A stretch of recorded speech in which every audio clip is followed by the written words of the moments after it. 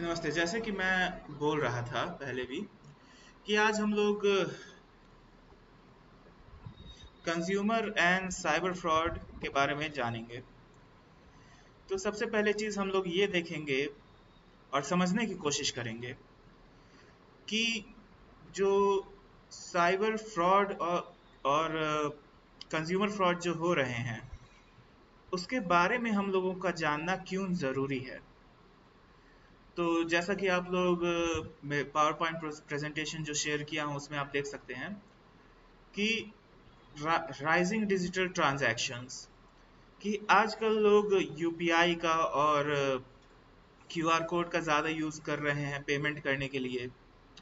कोई भी सामान खरीदते हैं, चाहे 10 रुपए का हो चाहे हज़ारों रुपए का हो, तो ज़्यादातर लोग यूपीआई के थ्रू फ़ोन पे के थ्रू ही पेमेंट करते हैं।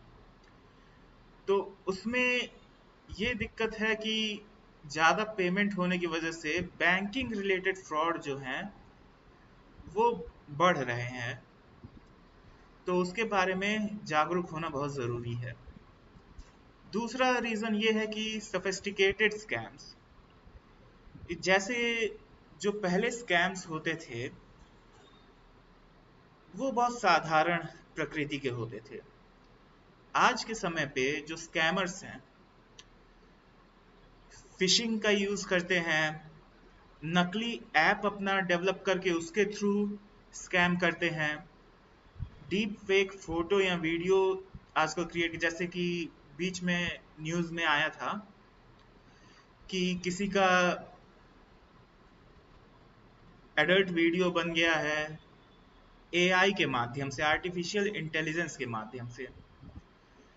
और सोशल इंजीनियरिंग इन चीज़ों का ज़्यादा यूज़ कर रहे हैं, जो आम आदमी जब तक अवेयर नहीं होगा इन सब चीज़ों से बचना उनके लिए मुश्किल है। तीसरा रीज़न है कंज्यूमर वल्नरेबिलिटी। तो जैसा कि लिखा है लैक ऑफ अवेयरनेस, जैसा कि मैं बताया था कि जो लोग जागरूक नहीं हैं आज के टाइम पे इन चीज़ों के बारे में और उनको नहीं मालूम है, तो वो इजी टारगेट होते हैं स्कैमर्स का। फाइनेंशियल लॉस, ग्लोबली दुनिया भर में कंज्यूमर स्कैम और फ्रॉड हो रहे हैं, साइबर फ्रॉड हो रहे हैं। तो इन सब की वजह से ग्लोबली लाखों करोड़ों डॉलर्स का नुकसान हो रहा है गवर्नमेंट को, जनता को। एक अगला रीजन है आइडेंटिटी थेफ्ट रिस्क, कि जो आपका पर्सनल डाटा है उसको मिसयूज किया जा सकता है लोन्स के लिए, क्रेडिट कार्ड स्कैम्स के लिए या कंज्यूमर फ्रॉड के लिए। अगली चीज है लीगल कॉन्सिक्वेंस क्या हो सकते हैं। जैसे मान लीजिए आपके साथ क्रेडिट कार्ड स्कैम या फिर कोई भी साइबर फ्रॉड हो गया या फिर आपके साथ कंज्यूमर फ्रॉड हो गया है, तो इसके लीगल कॉन्सिक्वेंस ये होते हैं कि एक लॉन्ग लीगल बैटल आपको लड़नी पड़ेगी कोर्ट में। और दूसरा कि फाइनेंशियल बैटल, कि कोर्ट कचहरी का चक्कर है तो पैसा भी ज़्यादा खर्च होगा, और जो आपको पहले ही पैसे का लॉस हो चुका है, नुकसान हो चुका है, वो अलग। अगला है साइकोलॉजिकल इम्पैक्ट, जो मानसिक तनाव होते हैं या फिर जो डिजिटल सिस्टम में ट्रस्ट होता है वो सब खत्म हो जाता है। अगला इम्पॉर्टेंट रीज़न है कि नेशनल सिक्योरिटी कंसर्न होता है, कि जो अगर लार्ज स्केल फ्रॉड है, बड़े पैमाने पे जो फ्रॉड हुए हैं उसकी वजह से किसी देश की इकोनॉमी को या गवर्नेंस को भी खतरा होता है। Empowered customer is equal to safer society. तो अगर आप इस चीज़ के बारे में जागरूक रहेंगे तो इसको रोक भी सकते हैं। और अगर आपके साथ ऐसा फ्रॉड हुआ है या आपके जानने पहचानने वाले के साथ ऐसा फ्रॉड हुआ है, तो इसको रिपोर्ट करने में मदद कर सकते हैं या फिर अथॉरिटी तक तुरंत पहुंचा सकते हैं ये, कि हमारे साथ या हमारे जानने वाले के साथ या किसी के भी साथ ऐसा फ्रॉड हुआ है।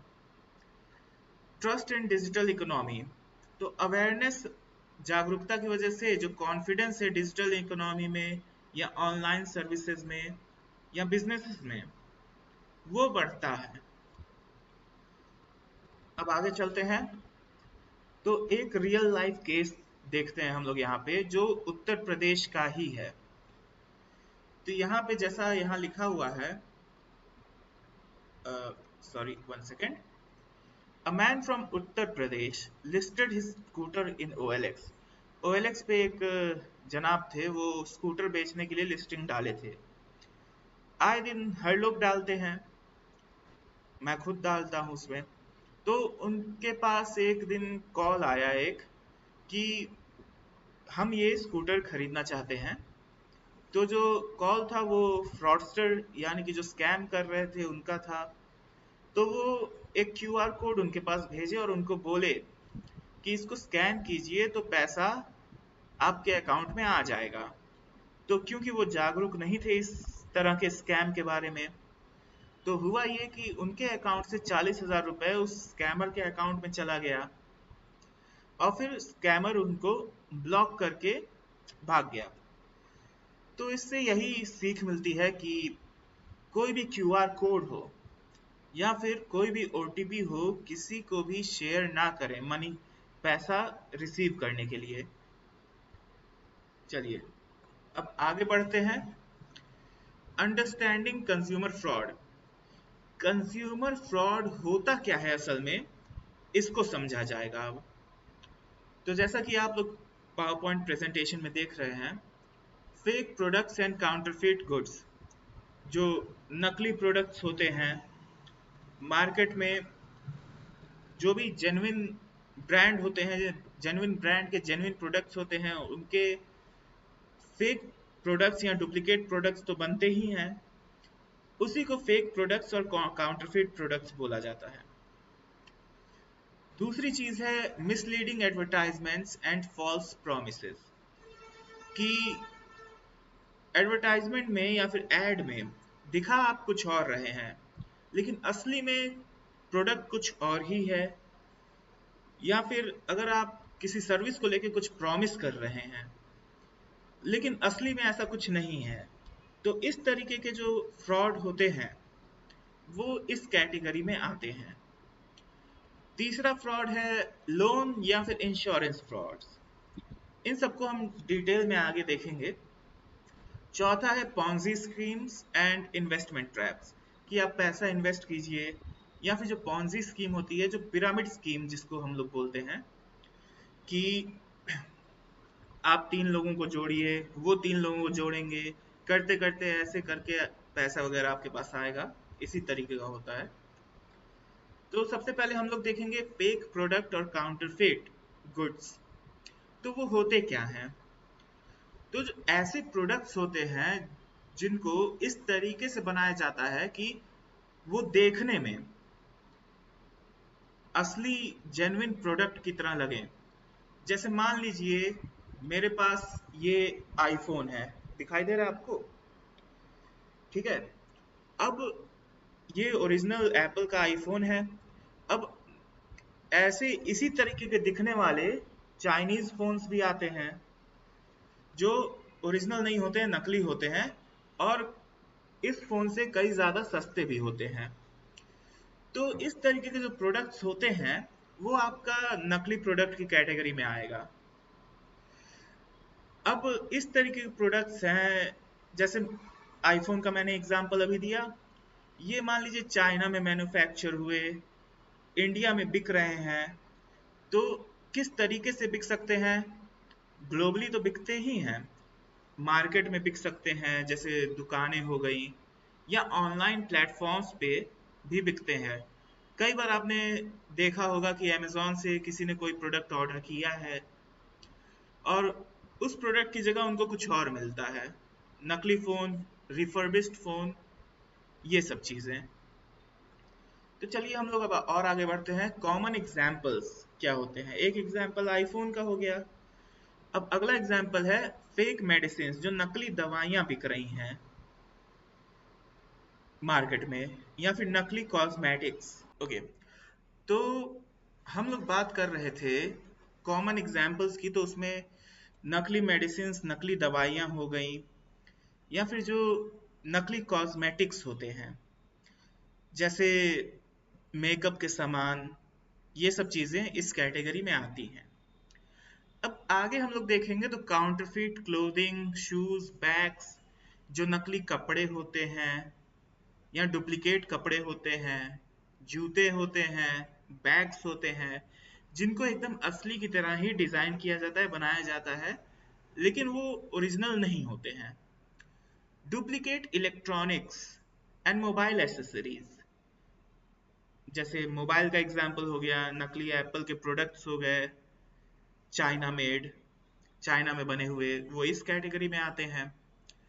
एडल्ट्रेटेड फूड एंड बेवरेजेस, आजकल आप लोग जान ही रहे होंगे कि खाद्य पदार्थों में जो आप लोग बाहर से मंगा के खा रहे हैं उसमें बहुत ज़्यादा ही मिलावट हो रही है, या फिर जो भी बाहर से बेवरेजेस, कोल्ड ड्रिंक मंगा रहे हैं, पीते हैं, उसमें भी बहुत ज़्यादा मिलावट होती है।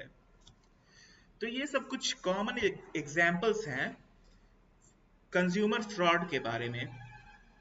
तो हम लोग अब आगे बढ़ते हैं कि ऐसे फ्रॉड खतरनाक क्यों होते हैं हमारे लिए। तो हेल्थ रिस्क, कि हमारे शरीर पे जो स्वास्थ्य का रिस्क होता है वो होता है कि जो नकली दवाइयाँ होती हैं वो सेफ नहीं होती हैं, या जो केमिकल्स होते हैं, सॉरी कॉस्मेटिक्स होते हैं, उसमें केमिकल्स मिले रहते हैं, हार्मफुल केमिकल्स मिले रहते हैं, या फिर जो खाद्य पदार्थ होते हैं, खाने पीने की चीजें होती हैं जो बाहर से आप लोग खाते हैं, उसमें भी कई सारी चीजें ऐसी मिली रहती हैं जो हमारे स्वास्थ्य के लिए हानिकारक होती हैं। दूसरा सबसे बड़ा रीजन है कि सेफ्टी रिस्क। अब जैसे मान लीजिए आप सब स्टैंडर्ड प्रोडक्ट लिए या ऑटो पार्ट्स लिए, तो कब खराब हो जाए इसकी कोई गारंटी नहीं है, लायबिलिटी लोग लेते नहीं हैं, ये सब चीजें थोड़ी खतरनाक होती हैं। तीसरा सबसे बड़ा रीजन जो है फाइनेंशियल लॉस का, आर्थिक क्षति। अब पुअर क्वालिटी प्रोडक्ट होते हैं जो नकली प्रोडक्ट्स होते हैं या काउंटरफिट प्रोडक्ट्स होते हैं, ओरिजिनल प्रोडक्ट के बराबर क्या उसके आसपास भी क्वालिटी नहीं देते हैं, लेकिन प्राइस। सर थोड़ा सोनू जी म्यूट कर लीजिए, थैंक यू। क्वालिटी उनकी उतनी होती नहीं है, लेकिन प्राइस उनका उतना ही लगभग लेते हैं सब। डैमेज टू ब्रांड्स, तो जो जेन्युइन कंपनीज होती हैं, असली ब्रांड्स होते हैं जो असली प्रोडक्ट देते हैं, उनको आर्थिक क्षति हो सकती है, और हो सकता है कि वो ब्रांड्स आगे जाके बंद भी हो जाएं, क्योंकि लोगों की मानसिकता ही यही होती है कि कम पैसे में ही अच्छा सामान खोजते हैं हम लोग। चलिए अब आगे बढ़ते हैं कि फेक प्रोडक्ट्स को आइडेंटिफाई कैसे कर सकते हैं हम लोग। तो जो पैकेज है उसको आपको चेक करना पड़ेगा कि पैकेज पे कोई स्पेलिंग एरर है कि नहीं है। और जो भी कोई प्रोडक्ट आप लेते हैं, आजकल हर प्रोडक्ट पे के डब्बों पे हॉलोग्राम आता है कंपनी का, वो हॉलोग्राम डब्बे पे है कि नहीं है ये भी चेक करना पड़ेगा। अब आगे है कि ऑथराइज सेलर्स जो होते हैं या ट्रस्टेड वेबसाइट्स होती हैं, सिर्फ वहीं से आप खरीदी कीजिए। इस तरीके से फ्रॉड होने के चांसेस लगभग ना के बराबर हो जाते हैं। आप जो रकम है सामान की उसको कंपेयर कीजिए अलग अलग जगह से। अगर हद से ज्यादा ही सस्ता है तो मतलब उस सामान में कुछ गड़बड़ी है। अब आगे देखेंगे लीगल एंड सोशल इम्पैक्ट क्या पड़ता है इन सब फ्रॉड्स का। तो जो नकली सामान है और काउंटरफिट चीजें जो भी बेची जा रही हैं, भारतीय कानून के अंतर्गत ये अपराध की श्रेणी में आता है। इससे गवर्नमेंट को रिवेन्यू का, पैसों का बहुत ज्यादा लॉस होता है, जिसको टैक्स इवेजन भी बोलते हैं। ठीक है। Funds from fake trade often link to organised crime, जैसे नकली ट्रेड हो रहा है, फेक ट्रेड कोई भी हो रहा है, कोई नकली सामान आप खरीद रहे हैं, काउंटरफिट सामान खरीद रहे हैं, तो उससे जो पैसे इकट्ठा होते हैं ऑर्गेनाइज्ड क्राइम में वो खर्च होते हैं, एक अपराध में खर्च किए जाते हैं कई बार। तो ये सब कुछ सोसाइटल इम्पैक्ट्स थे, लीगल इम्पैक्ट थे इन सब चीजों के। तो आप as a consumer, as a customer, as a उपभोक्ता इसमें कर क्या सकते हैं? आपको सबसे पहले अलर्ट रहने की जरूरत है और अवेयर रहने की जरूरत है, जागरूक रहने की जरूरत है। जो भी सस्पिशियस सेलर हैं, आपको लगता है कि नकली सामान बेच रहे हैं, उसका तुरंत रिपोर्ट करें अथॉरिटी में। जो जेन्युइन बिजनेस हैं उनको आपको सपोर्ट करना है। तो चलिए अगले टॉपिक पे चलते हैं, misleading advertisements and false promises. ये होते क्या हैं? तो जैसा कि प्रेजेंटेशन में आप देख सकते हैं कि जो एड्स होते हैं वो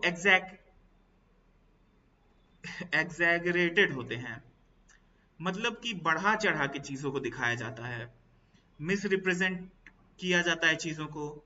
जैसे कि मैकडोनल्ड्स का एड्स, आप लोग बर्गर का एड्स देख सकते हैं, बर्गर किंग का एड देख सकते हैं, उसमें बर्गर का साइज कुछ ज्यादा ही बड़ा दिखाता है लेकिन असली में जब आप खाने जाएंगे तो उतना बढ़िया बर्गर दिखने में भी नहीं होता है, पोर्शन का साइज भी बहुत छोटा होता है, इसी तरीके से।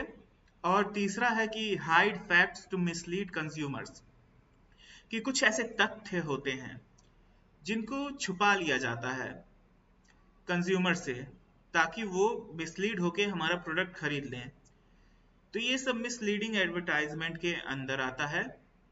दूसरा ये है कि अनरियलिस्टिक रिजल्ट या फिर बेनिफिट, कि जो सच हो ही नहीं सकता है वो चीज प्रॉमिस किया जाता है ये भी उसी कैटेगरी में आता है सॉरी। कॉमन एग्जांपल्स क्या हैं इसके?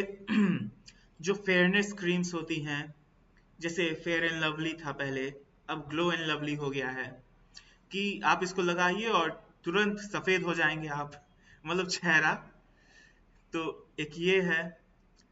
वेट लॉस प्रोडक्ट्स जो दावा करते हैं कि 10 दिन में 10 किलो वजन आपका घटा देंगे, ये फेक एडवर्टाइजमेंट है। फूड एंड बेवरेजेस, खाद्य पदार्थ, खाने की चीजें और बाहर से जो कोल्ड ड्रिंक्स होते हैं, ये सब, इनको जितना हेल्दी होते नहीं है उतना हेल्दी दिखाया जाता है एडवर्टाइजमेंट में, ये मिसलीडिंग एडवर्टाइजमेंट है।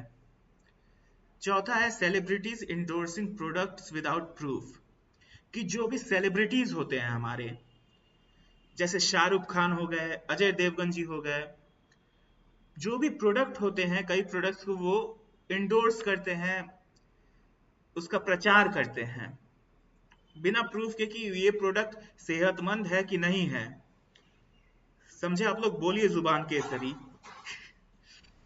चलिए आगे बढ़ते हैं।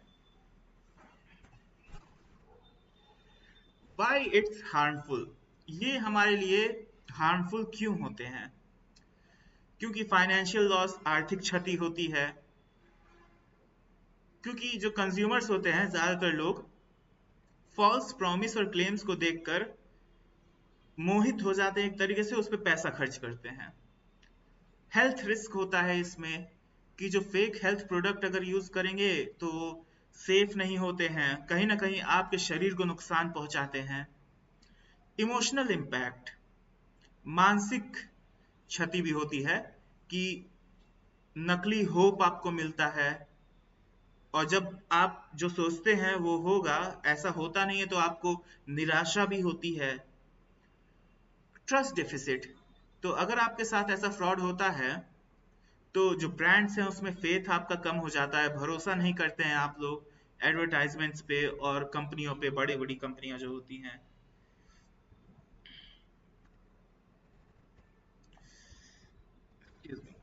इसको चार्ज पे लगा दो, बैटरी नहीं है लैपटॉप में। थोड़ा लैपटॉप चार्ज पे लगा दें, 1 मिनट प्लीज। थोड़ा इधर खिसका दो बस।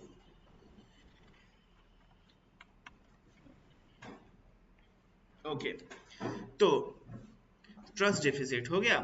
चलिए आगे बढ़ते हैं। Legal framework in India. अब इन सब चीजों के लिए जो लीगल फ्रेमवर्क है इंडिया में वो क्या है?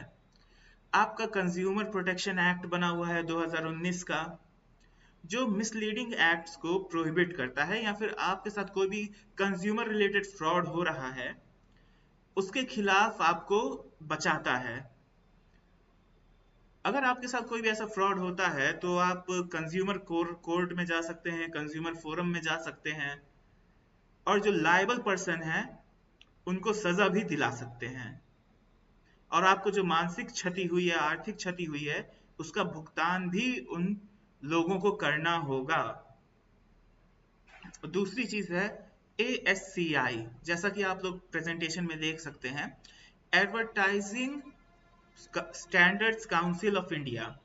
ये एक गवर्नमेंट रेगुलेटरी बॉडी है जो बनाई गई थी इसी तरीके के कंज्यूमर वायलेशंस को चेक करने के लिए और रोकने के लिए। इसमें भी अगर कोई आपका फ्रॉड हो रहा है तो उसका रिपोर्ट इस अथॉरिटी में आप कर सकते हैं। जो सेलिब्रिटीज हैं या जो आजकल इंस्टाग्राम इन्फ्लुएंसर्स हैं जो इंस्टाग्राम पे चीजों को प्रमोट करते हैं, उनको भी लीगली लायबल किया जा सकता है, उनको भी कोर्ट तक घसीटा जा सकता है कि आप थर्ड क्लास प्रोडक्ट कैसे कर सकते हैं और जनता को गुमराह कैसे कर सकते हैं कि इतना पैसा खर्च किया जा रहा है, इतना घटिया प्रोडक्ट आप लोग प्रमोट कर रहे हैं। ये सब चीजें। अब आगे चलते हैं, कुछ फेमस केसेस हैं 2015 में। जैसे आप लोगों को याद होगा कि मैगी नूडल्स, नेस्ले की ब्रांड है मैगी, उसको 2015 में कुछ समय के लिए बैन कर दिया गया था कुछ राज्यों में, क्योंकि मिसलीडिंग क्लेम कर रही थी मैगी कि उनके प्रोडक्ट में MSG नहीं है और उनका प्रोडक्ट हेल्दी है, आप खा सकते हैं, शरीर पे कोई नुकसान ऐसा नहीं होगा। लेकिन जब उन मैगी नूडल्स का टेस्ट कराया गया तो पता चला उसमें ह्यूज अमाउंट ऑफ MSG पड़ा हुआ है और हेल्थ के बहुत ज्यादा रिस्क है उसमें, तो कुछ टाइम के लिए उसको बैन कर दिया गया था। उसके बाद जब क्लियरेंस उनको मिला, MSG की मात्रा कम किए, तो उसके बाद फिर से मैगी मिलना शुरू हो गया।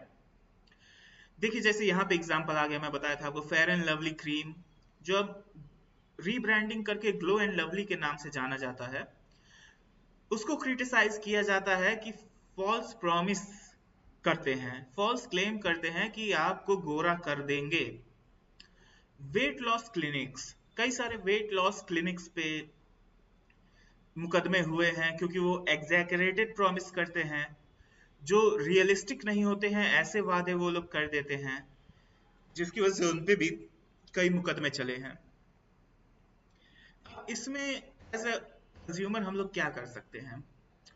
तो जो क्लेम कर रहे हैं, कोई भी कंपनी कोई क्लेम कर रही है तो उसको वेरीफाई किया जा सकता है रिलायबल सोर्सेस से। जो भी प्रोडक्ट के डब्बे वब्बे आते हैं, अभी मेरे पास कोई डब्बा नहीं है लेकिन आप लोगों के घर पे भी होगा, उसके लेबल्स को आप लोग पढ़िए ध्यान से। जो फाइन प्रिंट पतले पतले में डब्बे के पीछे लिखा रहता है उसको आप लोग पढ़िए कि आखिर इस प्रोडक्ट में, जैसे मान लीजिए मैगी आप लोग खा रहे हैं या फिर कुछ भी बाहर से डब्बे वाली चीज आप मंगाए, कोल्ड ड्रिंक मंगाए या चॉकलेट ही ले लीजिए, उसके पीछे आप लोग देखेंगे तो उसमें इंग्रेडिएंट्स लिखा रहेगा कि किस किस चीज से बना हुआ है। अब वर्ल्ड हेल्थ ऑर्गेनाइजेशन के हिसाब से दिन में खाली 10 ग्राम चीनी आपके शरीर को चाहिए, लेकिन अगर आप कोल्ड ड्रिंक का ही पीछे लेबल देखेंगे तो उसमें 23 ग्राम तो पहले से चीनी होती ही है, ऊपर से 23-24 ग्राम और चीनी ऐड कर लेते हैं तो 100 मिलीलीटर में 50 मिलीलीटर तो चीनी हो गया। अब 10 ग्राम चीनी आपके लिए सेफ लिमिट है दिन में, आप उसका 5 गुना चीनी कंज्यूम कर रहे हैं एक कोल्ड ड्रिंक की बोतल में, बोतल क्या 100 मिलीलीटर कोल्ड ड्रिंक पी के ही, तो शरीर पे बहुत गंदा नुकसान होता है। ये सब चीजें हैं। तो ये लेबल्स पढ़ना और फाइन प्रिंट को पढ़ना बहुत ही ज्यादा जरूरी हो गया है आज के टाइम पे हम लोगों के लिए, क्योंकि जो कंपनियां हैं सामने से तो बताएंगी नहीं, इतने पतले पतले में लिख देती हैं अब उनको क्या फर्क पड़ रहा है हमारे सेहत से, क्या है, उनको तो खाली पैसा कमाने से मतलब है, जो बड़ी बड़ी कंपनियां होती हैं। तो हम लोग क्या कर सकते हैं, जो मिसलीडिंग एड्स हैं उसको ASCI या फिर कंज्यूमर फोरम में रिपोर्ट किया जा सकता है। आगे हम लोग चलते हैं, लोन और इंश्योरेंस फ्रॉड, आजकल ये भी बहुत चल रहा है। तो इसके बारे में जानते हैं कि ये होता क्या है। तो जो फ्रॉडुलेंट प्रैक्टिस होती है लोगों के द्वारा, लोगों को चीट किया जाता है लोन और इंश्योरेंस पॉलिसी के नाम पे। इसको इस तरीके से समझिए कि मान लीजिए आप लोन ले रहे हैं या फिर कोई इंश्योरेंस पॉलिसी ले रहे हैं, तो उसमें जो एजेंट होते हैं कई बार ऐसा करते हैं कि जो लोग होते हैं उनको बताते कुछ और चीजें हैं, असल में चीजें कुछ और होती हैं। तो उससे इंश्योरेंस फ्रॉड भी बहुत ज्यादा होता है। जो स्कैमर्स होते हैं वो बैंक के एजेंट्स या बैंक ऑफिशियल्स, इंश्योरेंस एजेंट्स या फिर कंपनी रिप्रेजेंटेटिव्स के रूप में आपको खुद को दिखाते हैं और आपको फ्रॉड का शिकार बनाते हैं। ये आगे चलते हैं। तो कॉमन टाइप के कुछ लोन फ्रॉड किस किस कॉमन टाइप के होते हेलो। हैं। जाफिर जी थोड़ा म्यूट कर लीजिएगा, क्वेश्चन आंसर राहुल राहुल यादव जी हैं क्या सर लाइन पे? देख लीजिए सर, अब है कि नहीं है।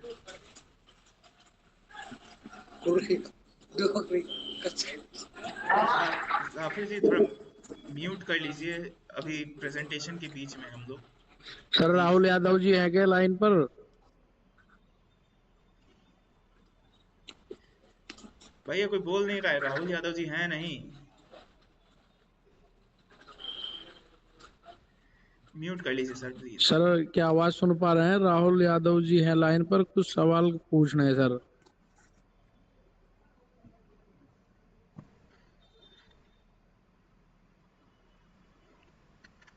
चलिए तो आगे बढ़ते हैं। तो कॉमन टाइप के लोन फ्रॉड जो होते हैं वो होते कैसे हैं। तो फेक लोन एप्स होते हैं जो प्रॉमिस करते हैं इंस्टेंट अप्रूवल, कि आप हमारा ऐप डाउनलोड कीजिए, उस पर अपनी इंफॉर्मेशन भरिए, डॉक्यूमेंट्स दीजिए और इंस्टेंटली आपका 50,000 का 1 लाख का लोन अप्रूव हो जाएगा। जबकि ऐसा कुछ होता नहीं है। इंस्टेड वो आपकी पर्सनल इंफॉर्मेशन को चुरा के उस कंपनियों को बेच देते हैं या फिर आपकी इंफॉर्मेशन का इस्तेमाल करके कुछ और फ्रॉड करते हैं। एक होता है एडवांस फी स्कैम, कि उसमें लोन प्रोसेस करने के नाम पे आपसे एडवांस फीस ले ली जाती है, लेकिन एडवांस फी जैसे ही आप देते हैं आपको लोन नहीं मिलता है। ये एडवांस फी स्कैम होता है। अब एक और होता है लोन अगेंस्ट फेक डॉक्यूमेंट्स और आइडेंटिटी थेफ्ट, कि आपका पर्सनल इंफॉर्मेशन चोरी हो गया है, अब आप ही के नाम पे कोई और दूसरा आदमी लोन ले रहा है, आप ही की आईडी पे, आप ही के नाम पे, या आप ही के नाम पे कोई पॉलिसी खरीद ले रहा है। तो इसको आइडेंटिटी थेफ्ट बोलते हैं। तो कुछ कॉमन टाइप के इंश्योरेंस फ्रॉड देखिए, पहले हम लोग देखें कि कॉमन टाइप के लोन फ्रॉड क्या क्या होते हैं। सर सर हमारी भी सुन लो, राहुल यादव जी हैं लाइन अब पर। हम लोग देखेंगे कि common type of insurance fraud क्या होते हैं। तो इंश्योरेंस फ्रॉड कुछ इस तरीके से होते हैं कि जो फेक पॉलिसीज होती है इंश्योरेंस की, वो अनऑथोराइज्ड एजेंट्स जो किसी बैंक से ऑथोराइज नहीं होते हैं या फिर किसी इंश्योरेंस कंपनी से ऑथोराइज नहीं होते हैं, वो फेक पॉलिसीज खरीदते हैं, आपसे पैसा ले लेंगे, आपको ईमेल वगैरह सब आ जाएगा, लेकिन ऐसा कुछ पॉलिसी सच में है ही नहीं, आपके नाम पे इशू ही नहीं होती है। एक ये फ्रॉड है। एक है कि आपसे पैसा ले लेंगे लेकिन कोई पॉलिसी इशू नहीं करेंगे। अब तीसरा ये तरीका होता है कि मिस सेलिंग और हाइडिंग टर्म्स, जो पॉलिसी के टर्म्स होते हैं उसको छुपा लेते हैं, आपको बताते ही नहीं हैं, या फिर कुछ ऐसे बेनिफिट्स का वादा करते हैं जो वहां पे है ही नहीं उस पॉलिसी में। इस तरीके से आपको गुमराह करके पॉलिसी बेची जाती है। या फिर एक और तरीके का फ्रॉड है कि जो फेक बेनिफिशियरीज के द्वारा फेक क्लेम्स आपके इंश्योरेंस में किया जाता है। एक ये फ्रॉड है। अब ये जानेंगे कि ऐसा डेंजरस क्यों है। तो सेम वही चीज है, फाइनेंशियल लॉस है, आइडेंटिटी थेफ्ट है और इमोशनल स्ट्रेस है। यही तीन चीजें हैं। अब रियल लाइफ एग्जांपल्स कुछ लेते हैं। Instant loan app scam. तो जो विक्टिम होते हैं उनको हरास किया जाता है रिकवरी एजेंट्स के द्वारा। जब आप पर्सनल डाटा अपना दे देते हैं तो वही रिकवरी एजेंट्स आपको हरास करना शुरू करते हैं। फेक इंश्योरेंस कॉल, कि आपको फोन आएगा कि हमारा ये ले लीजिए इंश्योरेंस पॉलिसी, ये बेनिफिट मिलेगा आपको। तो इसी तरीके से पैसा ऐसा निकलवाते हैं सब। अब इससे खुद को बचाएं कैसे। तो एक तरीका है कि जो एजेंट हैं जिससे जो बेच रहे हैं आपको इंश्योरेंस पॉलिसी या फिर लोन, उसको IRDAI जो रेगुलेटरी बॉडी होती है इंश्योरेंस की, उसके ऑफिशियल वेबसाइट पे जाके आप वेरीफाई कर सकते हैं कि ये एजेंट वहां से ऑथराइज्ड है कि नहीं है। कभी भी एडवांस पैसा आपको नहीं देना है किसी भी इंश्योरेंस कंपनी को, ठीक है। कोई भी अननोन ऐप है लोन का जिसके बारे में आप नहीं जानते हैं, उसको आपको अपने मोबाइल पर डाउनलोड नहीं करना है। और कोई भी इंश्योरेंस पॉलिसी पे साइन करने से पहले टर्म्स एंड कंडीशंस अच्छे से पढ़ लेनी है कि उसमें आखिर लिखा क्या है। बिना पढ़े साइन नहीं करना है। तो इसमें आपको लीगल अच्छा खैर, प्रोटेक्शन क्या मैं ये दिया कह गया रहा हूँ है। जी, आप बोल ही जा रहे हो, हम ये कह रहे थे तो राहुल यादव जी कोई लीगल प्रशासन तो प्रोटेक्शन माने ही ना, ऑनलाइन मीटिंग मीटिंग करते रहे।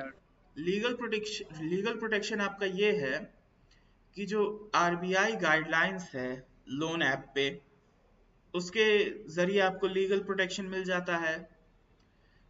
IRDAI के जो रूल्स हैं इंश्योरेंस एजेंट पे, वो भी आपको एक लीगल प्रोटेक्शन प्रोवाइड कराते हैं।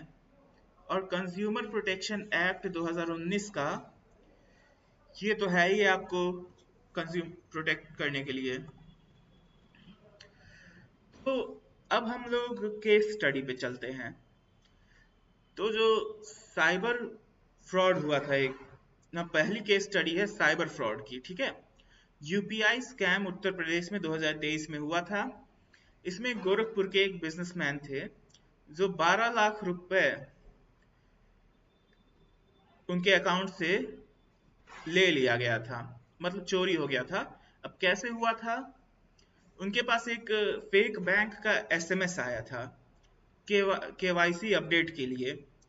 जान ही रहे हैं आप लोग, हर 3 महीने 6 महीने में जो बैंक्स होती है केवाईसी अपडेट कराती ही है। तो ऐसे ही एक मैसेज आया था। तो उससे बात करके सर ओटीपी हेलो और सर, मैं यूपीआई ये कह रहा पिन, हूँ राहुल यादव जी हैं सर लाइन पर। ओटीपी और यूपीआई पिन वो शेयर कर दिए थे उसी फ्रॉडस्टर से। तो उनके अकाउंट से 12 लाख रुपए निकल गए थे। तो वही case cyber crime police station में रजिस्टर हुआ था और वो अभी भी चल रहा है केस। दूसरा केस स्टडी है लोन ऐप स्कैम। तो जो लोन ऐप स्कैम है वो 2022-2023 में हुआ था। तो इसमें ये होता है कि जो फेक इंस्टेंट लोन ऐप होते हैं जो क्विक लोन देने का वादा करते हैं, वो फोटो और जो कॉन्टैक्ट्स थे विक्टिम के, जो ऐप डाउनलोड किया था उसको चुरा लिए थे और उसके बाद उसको ब्लैकमेल करना शुरू किए थे। तो इसी की वजह से हजारों कंप्लेन फाइल हुई थी यूपी में, दिल्ली में और महाराष्ट्र में। अब इंश्योरेंस फ्रॉड दिल्ली में 2021 में हुआ था, इसके बारे में देखते हैं। तो वहां पे दिल्ली में लोगों को फोन आ रहे थे फेक IRDAI एजेंट्स की तरफ से। मतलब कुछ लोग फोन कर रहे थे, वो लोग अपने आप को बता रहे थे कि IRDAI एजेंट है वो, और प्रॉमिस कर रहे थे बोनस का। जो लैप्स्ड पॉलिसीज हैं उसमें बोनस मनी का कुछ था, वो कर प्रॉमिस कर रहे थे। तो इसकी वजह से उन्होंने लोगों से लाखों की संख्या में प्रोसेसिंग फीस लाखों रुपए में ले लिया, लेकिन उनको कभी कोई रिटर्न नहीं मिला। चौथा है, कानपुर 2022 में एक स्कैम हुआ था फेक प्रोडक्ट को लेकर। तो उसमें जैसा आपका दिया हुआ है, पुलिस बस्टेड अ racket selling duplicate MFCG goods. जैसे पुलिस ने एक रैकेट पकड़ा था जिसमें नकली शैम्पू, नकली साबुन, जो बड़े ब्रांड हैं उसके नाम पे बेचे जा रहे थे। तो जब उस पे रेड पड़ी गोडाउन पे, तो गोडाउन से 50 लाख रुपए सीज किए गए, 50 लाख रुपए मिले। तो इस तरीके के स्कैम होते हैं। तो अब साइबर फ्रॉड होता क्या है, इसको समझेंगे हम लोग। तो साइबर फ्रॉड ऑब्वियसली इंटरनेट का यूज करके होता है, कंप्यूटर और मोबाइल डिवाइसेस का यूज करके होता है। और किस तरीके से किया जाता है, किस लिए किया जाता है? पैसा चुराने के लिए किया जाता है, अगर आपका कोई पर्सनल डाटा है उसका मिसयूज करने के लिए किया जाता है, या फिर आपसे चीट करने के लिए किया जाता है। तो की फीचर्स क्या हैं साइबर क्राइम के या साइबर फ्रॉड के? तो की फीचर्स देखिए ये है कि इसको ऑनलाइन माध्यम से किया जाता है, ईमेल के द्वारा, मैसेज के द्वारा, वेबसाइट के द्वारा, या फिर एप्स के द्वारा। दूसरा, टारगेट कौन कौन होते हैं? टारगेट होता है आपका पर्सनल इंफॉर्मेशन, आपका फाइनेंशियल और कॉन्फिडेंशियल इंफॉर्मेशन, जैसे आधार की इंफॉर्मेशन हो गई, या आपका बायोमेट्रिक्स हो गया, फाइनेंशियल डिटेल्स जैसे bank account number, IFSC code, UPI pin, ये सब चीजें टारगेट्स होती हैं उनकी। तो किया कैसे जाता है? बेसिकली डिसेप्शन से, धोखा देके किया जाता है, मोबाइल डिवाइस को हैक करके किया जाता है, या फिर इम्पर्सनेशन, आदमी कोई और होता है, खुद को कुछ और दिखा के किए करते हैं सब। इसके कुछ कॉमन एग्जांपल्स हैं, फिशिंग ईमेल है, या फिर जो फेक SMS बैंक की तरफ से आता है वो है, UPI और OTP स्कैम होता है, ऑनलाइन शॉपिंग फ्रॉड्स होते हैं, फेक लोन और इंश्योरेंस एप्लीकेशंस ऐप्स होते हैं, उसके द्वारा किया जाता है, या फिर identity theft and social media fraud, जो आजकल बहुत ही ज्यादा चला हुआ है, ट्रेंड में है। तो इन सब चीजों का इम्पैक्ट क्या होता है बेसिकली? तो इम्पैक्ट ये होता है कि हद से ज्यादा आर्थिक क्षति पहुंचती है लोगों को, huge financial loss, identity misuse हो जाता है, जैसे आधार हो गया, पैन कार्ड हो गया, बैंक डिटेल्स हो गई आपकी, उसको मिसयूज किया जाता है, इमोशनल स्ट्रेस तो होता ही है। तो ये सारे इम्पैक्ट होते हैं। अब आप प्रेजेंटेशन की तरफ देखिए जरा, यहाँ पे एक आपको चार्ट दिख रहा होगा, लाइन ग्राफ दिख रहा होगा। तो इसमें 2022 से लेके 2024 तक में जो साइबर फ्रॉड के केसेस हैं उसमें कितना इजाफा हुआ है, कितनी बढ़ोतरी हुई है, वो दिखेगा आपको। तो इसमें 2022 में 10-11 लाख के आसपास केसेस थे साइबर फ्रॉड के, लेकिन 2023 में अगर आप देखेंगे तो उसी में बढ़ोतरी होके हर 2023 साल में 16 लाख केसेस रजिस्टर किए गए थे साइबर फ्रॉड के। और अब 2024 का अगर आंकड़े हम लोग देखेंगे तो 22-22.5 लाख 2024 में खाली साइबर फ्रॉड के केसेस रजिस्टर किए गए हैं। मतलब साल दर साल साइबर फ्रॉड के केसेस अलार्मिंग रेट से बढ़ते जा रहे हैं। जैसे जैसे इंटरनेट की सुविधाएं लोगों को मिलती जा रही हैं, जैसे जैसे वो लोग इंटरनेट का यूज कर रहे हैं और इस्तेमाल करना सीख रहे हैं, वैसे वैसे सोफेस्टिकेशन और टेढ़े तरीकों से फ्रॉड किया जा रहा है, और दिन पर दिन यही आंकड़े आसमान छूते जा रहे हैं। अब आप देखिएगा, एक ग्राफ आपके सामने है। जो लेफ्ट हैंड साइड में लाइन है उसमें कितना करोड़ रुपए का लॉस हुआ है, और नीचे साल। तो जो साइबर फ्रॉड इंडिया की बात किया जा रहा है महाशय, खाली सिर्फ साइबर फ्रॉड में ही 2023 में 6,500-7,000 करोड़ रुपए का फ्रॉड हुआ था, और 2024 में ही आंकड़े दोगुने से भी ज्यादा हो गए। 20-22 हजार करोड़ खाली 2024 में साइबर फ्रॉड से चोरी हुए थे। अलार्मिंग रेट से बढ़ते जा रहे हैं ये आंकड़े। तो समय की मांग भी है कि इस चीज के बारे में जागरूकता बढ़ाई जाए, लोगों को जागरूक किया जाए। तो अब जो फ्रॉडस्टर्स होते हैं, जो फ्रॉड करते हैं आपके साथ, वो ऑपरेट कैसे करते हैं, कुछ चीजों से हम लोग समझेंगे। साइकोलॉजिकल ट्रिक्स का यूज करते हैं सब, मनोवैज्ञानिक तरीके से फ्रॉड करते हैं। जैसे अर्जेंसी है, बहुत जल्दी है, या फिर डर आपको दिखा के, या पैसे का लालच या किसी चीज का लालच दे के फ्रॉड करते हैं। सोशल इंजीनियरिंग टैक्टिक्स का यूज करते हैं सब आजकल, एकदम समझ रहे हैं, सोफिस्टिकेटेड वे में साइबर क्राइम हो रहे हैं या फिर जो भी फ्रॉड हो रहे हैं। कोई भी अगर कंज्यूमर के द्वारा छोटी भी गलती कर दी जाती है तो उसको भी एक्सप्लॉयटेशन हो जाता है। तो अर्जेंसी को पहले समझेंगे। अब अर्जेंसी मतलब, अगर कोई ऑफर है, मात्र 5 मिनट के लिए वैलिड है या 10 मिनट के लिए वैलिड है, वैध है, ये चीज आपको बोला जाएगा। तो सोचने समझने का समय नहीं दिया जाता है। केवाईसी अपडेट कीजिए इमीडिएटली। अगर नहीं केवाईसी अपडेट करेंगे तो आपका बैंक अकाउंट ब्लॉक हो जाएगा। इस तरीके के मैसेजेस आते हैं।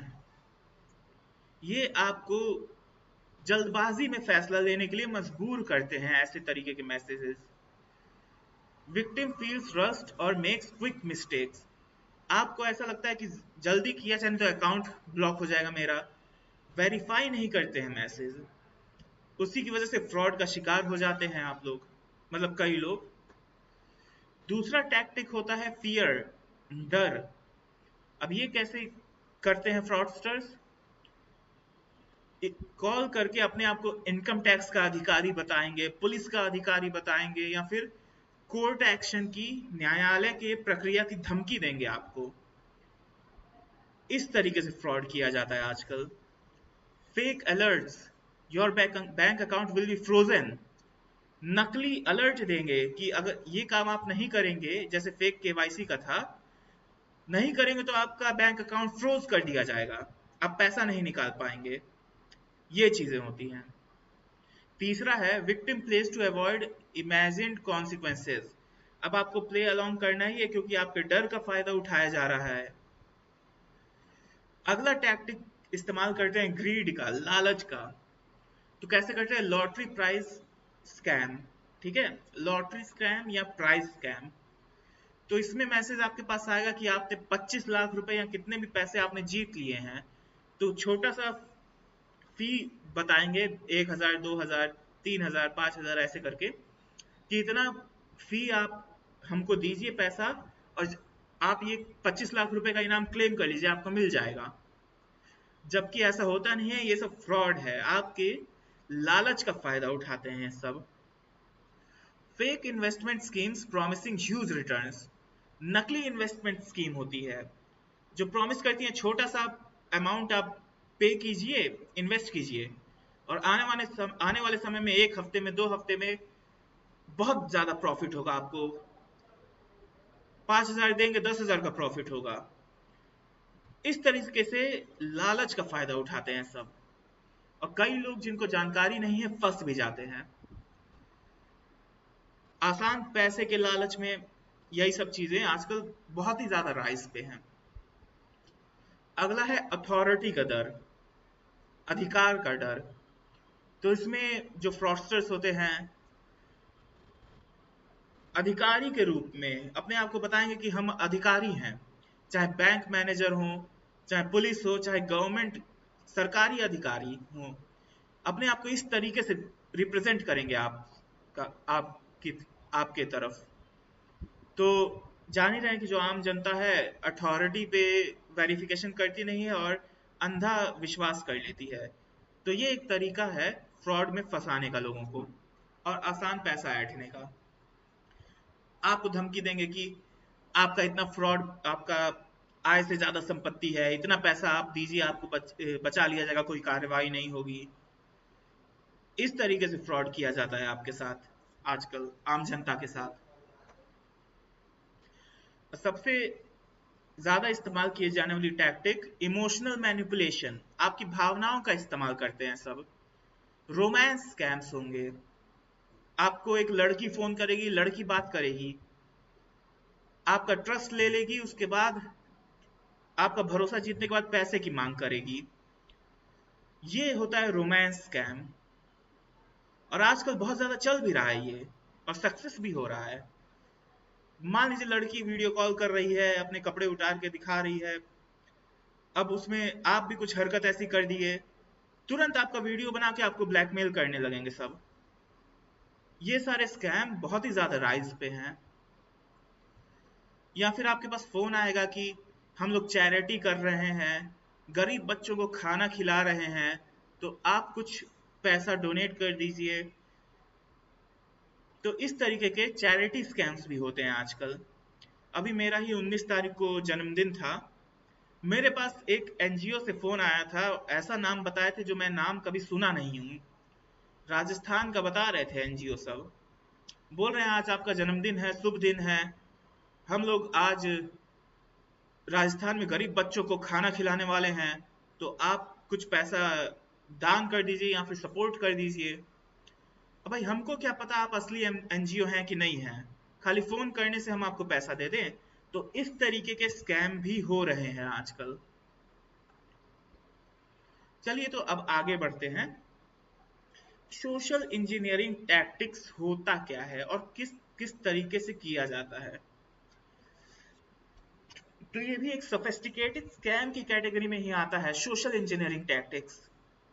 तो पहला है फिशिंग, समुंदर से मछली पकड़ने वाला फिशिंग नहीं, दूसरा फिशिंग है ये। इसमें आपको फेक ईमेल, नकली ईमेल आएंगे, या फिर आपको नकली मिलिशियस लिंक्स आपके पास आएंगी, ईमेल के थ्रू आएंगी चाहे एसएमएस के थ्रू आएंगी, या फिर कोई अटैचमेंट आएगा, एपीके फाइल आएगी। तो जैसे मान लीजिए एक एसएमएस आपके पास आया, उसमें एक लिंक दिया हुआ है, लिखा हुआ है कि इस लिंक पे अपने बैंक अकाउंट को वेरीफाई करने के लिए क्लिक करें।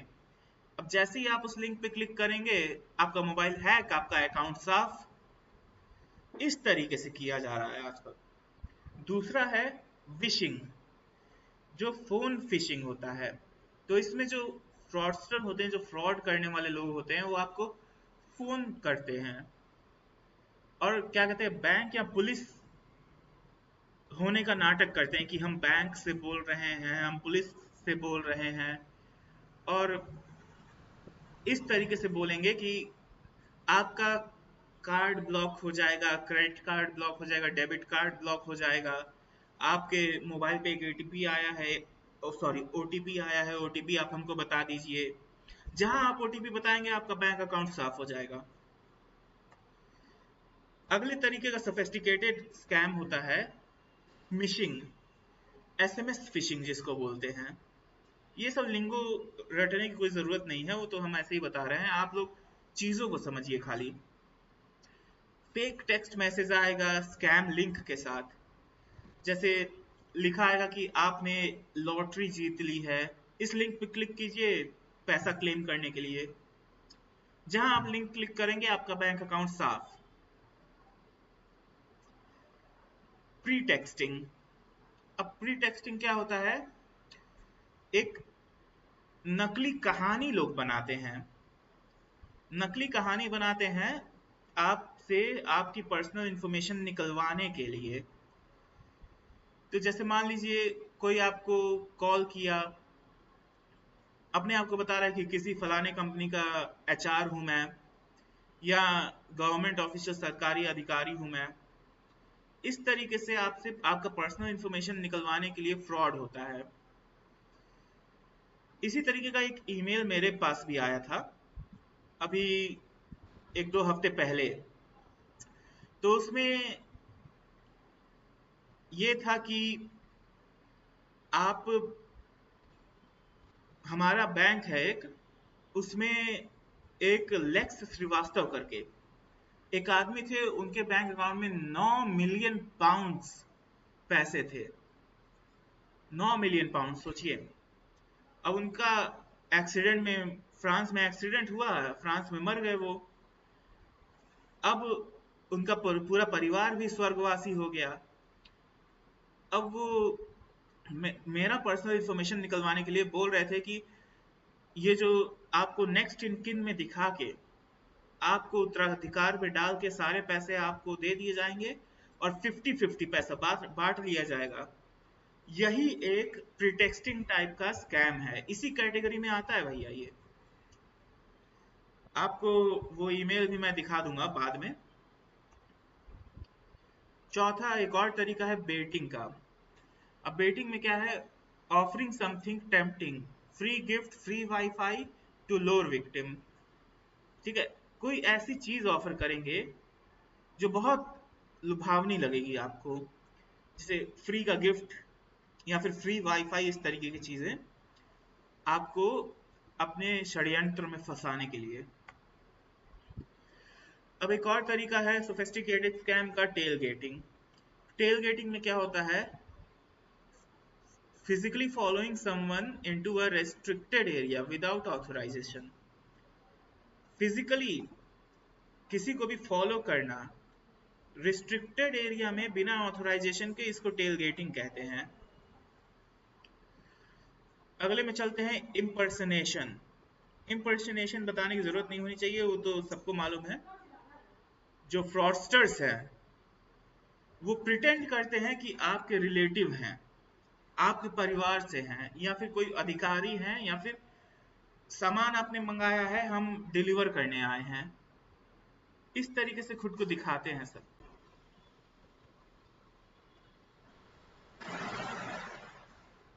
ओके, तो इम्पर्सनेशन हो गया था। तो अब हम लोग आगे बढ़ते हैं। हाँ, how small mistakes by consumers are exploited. किस तरीके से जो छोटी मोटी गलतियां की जाती है कंज्यूमर्स द्वारा, उसको एक्सप्लॉइट कैसे किया जाता है। कैमरे के बीच में है ना। तो उसको एक्सप्लॉइट कैसे किया जाता है आपका, देखिए, सस्पिशियस लिंक पे अगर क्लिक कर देंगे तब एक्सप्लॉइट हो सकता है, आप हो सकते हैं आप लोग। ओटीपी या फिर पीआई पिन नंबर्स, इसको किसी को शेयर कर देंगे, या फिर किसी ऐसा क्यूआर कोड है, अननोन क्यूआर कोड, उसको आप स्कैन कर रहे हैं, या फिर कोई पासवर्ड ऐसा लगा रहे हैं जो इजीली गेस किया जा सकता है। उस तरीके से आपकी छोटी मोटी मिस्टेक्स होती है, वो एक्सप्लॉइट होती हैं। टर्म्स एंड कंडीशंस रीड ना करना, too good to be true जो ऑफर होते हैं, जो सच होने के लिए, अब हिंदी में कैसे बोलूं किसी को समझिए, जो हद से ज्यादा अच्छे लगे, जो ऐसा लगे कि इतना अच्छा कोई ऑफर हो ही नहीं सकता है, उस ऑफर के लिए फॉल अगर कर रहे हैं आप, तो छोटी मोटी यही मिस्टेक्स है। Over sharing on social media, social media पे अगर कोई हद से ज़्यादा चीज़ें आप शेयर कर रहे हैं, अपने पर्सनल इंफॉर्मेशन, वो भी मिसयूज हो सकती है।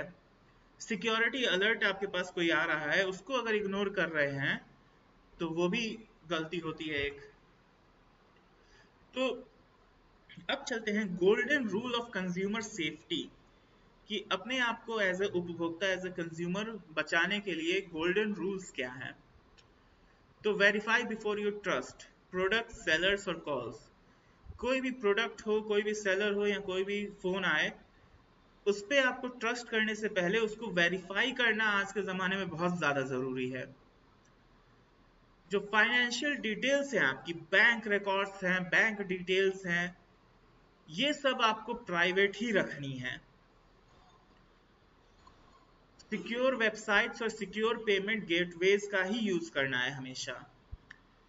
जो टर्म्स एंड कंडीशंस दिए हुए हैं, कोई भी पॉलिसी आप ले रहे हैं या फिर कोई भी कॉन्ट्रैक्ट साइन कर रहे हैं, टर्म्स एंड कंडीशंस पढ़ना बहुत ही ज्यादा जरूरी है।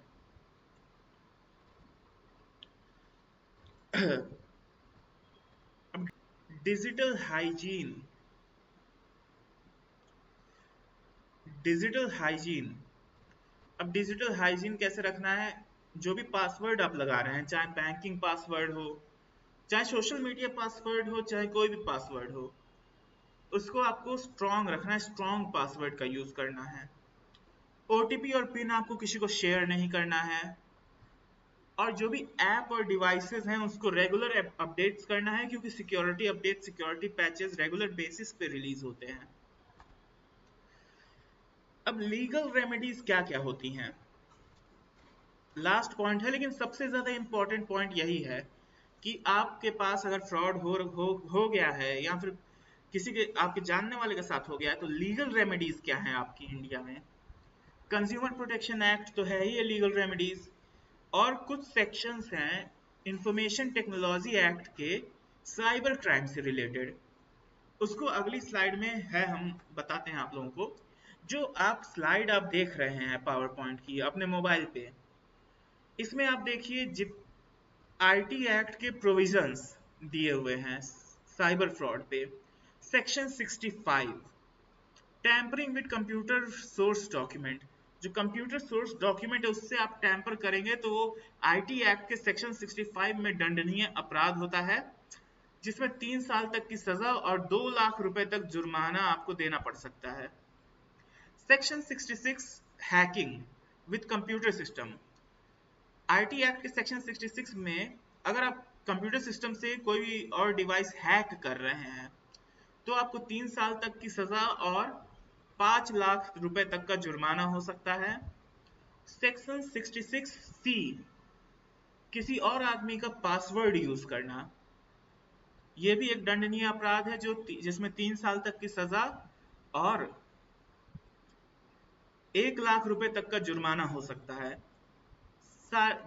इसमें से कुछ ही सेक्शंस आपके सामने हैं, लेकिन इंपॉर्टेंट सेक्शंस हैं। सेक्शन 66D आईटी एक्ट का, cheating using computer resources, computer resources का यूज करके चीट करना, 3 साल तक की कैद और 1 लाख रुपए तक का जुर्माना का प्रावधान है। Section 66E, fishing publishing private images of others. अगर किसी महिला की या फिर किसी पुरुष की private illicit sexual images share हो रही हैं, या फिर इंटीमेट एक्ट के दौरान कुछ इमेजेस है वो शेयर कोई कर रहा है, तो 3 साल तक की सजा और 2 लाख रुपए तक के जुर्माना का प्रावधान है आईटी एक्ट में। अब चलिए कंज्यूमर प्रोटेक्शन एक्ट के कुछ सेक्शंस को देखते हैं। जैसे सेक्शन 89 है कंज्यूमर प्रोटेक्शन एक्ट 2019 का, जिसमें दिया हुआ है पेनल्टी फॉर फॉल्स और मिसलीडिंग एडवर्टाइजमेंट। जो मिसलीडिंग एडवर्टाइजमेंट और फॉल्स एडवर्टाइजमेंट के बारे में मैं आप लोगों को बताया था, वही कंज्यूमर प्रोटेक्शन एक्ट के सेक्शन 89 में वही दिया हुआ है। ये एक दंडनीय अपराध है जिसमें 2 साल तक की सजा और 10 लाख रुपए तक का जुर्माना का प्रावधान है। सेक्शन 90 कंज्यूमर प्रोटेक्शन एक्ट 2019 का,